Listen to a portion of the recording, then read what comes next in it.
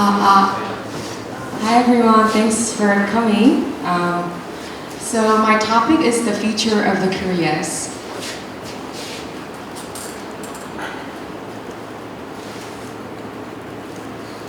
So I'll just, since I think the majority of you guys weren't at the presentation, so I'll briefly explain my background and as to why I decided to focus on the theme future of the Koreas for AYARF. So I've been in many roles, such as I was a monitoring and evaluation analyst in East Africa, and I was a field researcher in various contexts cross-culturally, and I was a community organizer in many different contexts as well, and I recently have been a social entrepreneur. And so as I've just mentioned, I've been in many different roles, but one theme that has been consistent in my life is that I've always worked with marginalized communities, and I think part of the reason was because of two. One is truth-seeking and dignity. And as a Korean diaspora returnee, even that term itself, I had to kind of come up with my own, because as I was kind of looking at different terminology that was used for people like me who had left the homeland when they were really young and had returned back, there really wasn't a term that fully described my identity. And so that was a term that I kind of came up with myself, Korean diaspora returnee. But as a Korean diaspora returnee, I definitely have struggled with identity crisis, as I think most of you guys have. And so as I was working abroad, interacting with so many different communities, I thought, I wonder what the problems are and who are even the marginalized communities are in South Korea. And so I came to South Korea only 4.5 months ago and joined the program called 아산상해. 아산상해 is a social entrepreneurship program that was created to invite diverse people of diverse backgrounds, such as South Koreans, North Koreans, and foreigners, to get together and to start dreaming about the future of the Koreas by working together. And this was initiated by the Ahyeong Foundation in Korea, and this was the first time that I encountered North Korean defectors living in South Korea. And that inevitably led to a lot of understandings of their problems and the current situation of this marginalized community in South Korea. Since 1953, there have been more than 300,000 North Korean defectors living in Korea and around the world. However, I've heard a lot of problems through conversation and relationships that I had through the program called 아산상해 that I just mentioned. And some of the problems that I noticed were that the images of North Korean communities have been distorted by the mass media and the people of power. And I was able to relate to that too, because even as a Korean diaspora, while living abroad, I've definitely encountered stories of North Korean defectors, but those stories were all single narrative. And another problem was that the future of the Koreas was a far-fetched future to most Koreans living in South Korean society. And with this problem, I kind of excavated as to why this was a problem, and from my research I found out that not that many materials are relatable. Yes, there have been a lot of materials published by the government, and a lot of people have been put initiatives forward to collect information and to share this information to the public, but yet a lot of information were very, very difficult for a lot of us to understand and to even comprehend. And what I meant by a lot of us, including North Koreans and South Koreans. So during all these conversations with the North Korean defectors, South Koreans, and foreigners that I had through the entrepreneurship program called 아산상해, I've concluded that without improving the situation and fully restoring dignity to the North Korean communities, there's really no good in reuniting the two countries, because the result is pretty obvious. North Korean communities will continue to live under oppression and threat.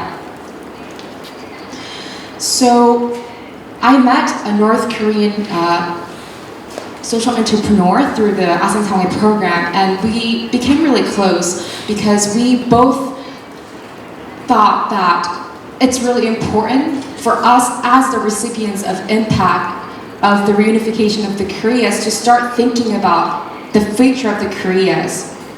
And so we kind of got together and decided then, okay, we've already talked about all these problems that we face in Korea, so what can we do instead of just complaining? And we thought storytelling would be a amazing approach in discussing about the problems that the marginalized community, North Korean defectors, are facing in South Korea. Because it's important for us as Koreans to have ownership of our own future, and especially as recipients of the impact of the future, we have to be at the forefront of this movement. And another key point was collaboration. The future of the Koreas cannot be achieved, whatever that means. Some people may say it's a reunification of the Korea, or not, it cannot be the reunification of the Korea. Whatever that might be, it requires collaboration. By that means, South Koreans, North Koreans, and the whole international community.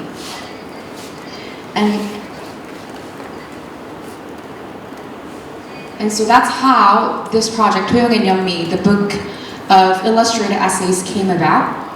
So this is the book called Ahyeong and Yeonmi, which is a book of illustrated essays based on a relationship between two people. One North Korean defector who had been living in South Korea for 14 years, and a Korean diaspora returnee who has recently moved back to Korea, which is me. And the two narratives are seemingly different, yet share a similar life journey, living abroad and living in Korea. So you can see there are many differences, but they also share a lot of similarities. And we decided, and the story will kind of follow more of it in an organic way.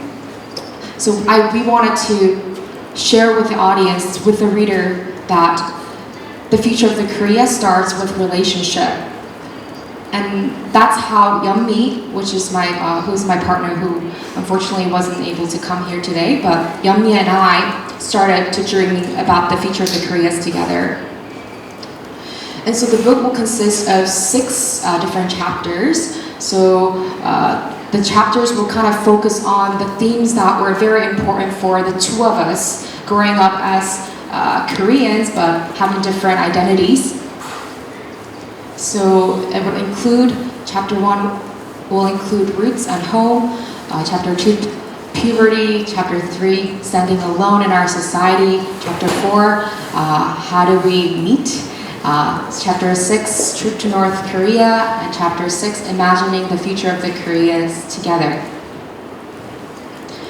And I'll play this video which will Yeonmi will kind of share as to why she decided that Ahyeong and Yeonmi could be the future of the Koreas.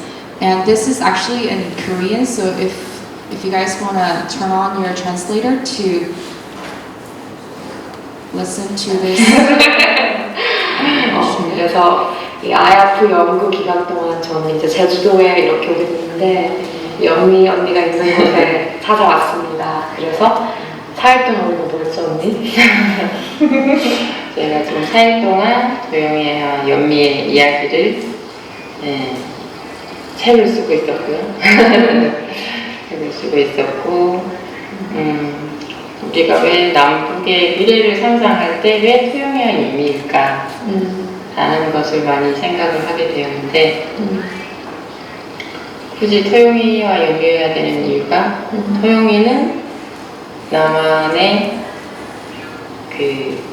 지금 20대 청년이고, 저도 20대 청년으로 한국에 입국을 했었고, 어찌 보면은 출발을, 그러니까 토영이도 미국에서 하고 들어왔고, 저도 북한에서 20대 들어왔기 때문에 어찌 보면은 출발점이 좀 비슷하지 않나 라는 그런 것들을 믿고, 그러다 보니까 우리가 미래를 꿈꾸는 남북의 장을 만들어보자고 했을 때 같은 생각을 하게 되었다라는 것을 아산상해라는 프로그램을 통해서 알게 되고, 그것을 책으로 우리들만의 스토리를 만들고 우리 이야기를 써가는 과정을 통해서 남북의 미래에 한 걸음 좀 다가가는 그런 과정을 가지고 싶어서 소영의 윤미 이야기를 쓰려고 합니다.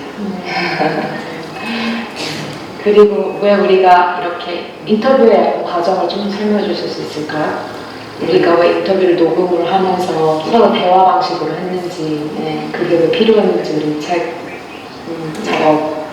우리는 뭐 정치적이거나 사상을 놓자는 게 아니고 그냥 우리들의 이야기를 통해서 우리들의 이야기를 전달을 하려고 하기 때문에 그냥 우리가 무슨 이야기를 뭐 하는지 라는 것에 대해서 녹음과 우리가 그 녹음을 들으면서 다시 한번 정리하는 과정을 갖고자 힘들지만 녹음을 하고 서로가 들어주고 서로의 이야기를 듣고 공감과 그리고 그 이야기 속에서 나는 새로움들 이런 것들을 들어보면서 아, 이래서 우리가 소영이와 연미 이야기를 써야 되는구나 라는 거를 한 번 더 확실하게 믿음을 가질 수 있는 시간? 이런 시간을 또 가졌던 것 같아요. 진짜. 그러니까 저도 이게 좀 더 번거롭지만 이런 방식을 선택했던 이유도 그 자연스럽고 진정성이 묻어나니까. 이게 우리가 컴퓨터에 앉아서 쓰는 거랑 직접 대화를 통해서 서로한테 알려주고 싶은 그런 각자 경험했던 중요한 삶의 순간들이 자연스럽게 나오니까 대화 속에서. 그래서 이 방식을 통해서 좀 더 사람 냄새가 나는. 어렵지만 지금 잠을 안 자고 밤을 새워서 새벽 4시까지 얘기를 하고 서로의 그 소통을 하는 과정을 통해서 참 우리가 나도 한국에서 뭔가를 뭐 오랫동안 살면서 이렇게 소통해본 사람은 참 없었네 라는 생각도 하게 되고 개개인의 그 소통을 통한 것이 얼마나 소중한가 좀 더 느끼고 그것도 제가 지금 느끼면서 아 소영이라는 지금 청년들이 갖고 있는 그런 현실과 그리고 그들이 가지고 있는 고민들과 이런 것들을 들어보면서 아, 이 시대에 지금 청년들은 이런 거를 또 고통을 갖고 있구나 라는 문제점을 봤던 거를 들어보다 보니까 아, 우리의 책이 진짜 필요하구나 누구의 용기가 필요하구나 라는 것들이 책에 담겨져서 독자들한테 알려줬으면 좋겠다. 좋습니다.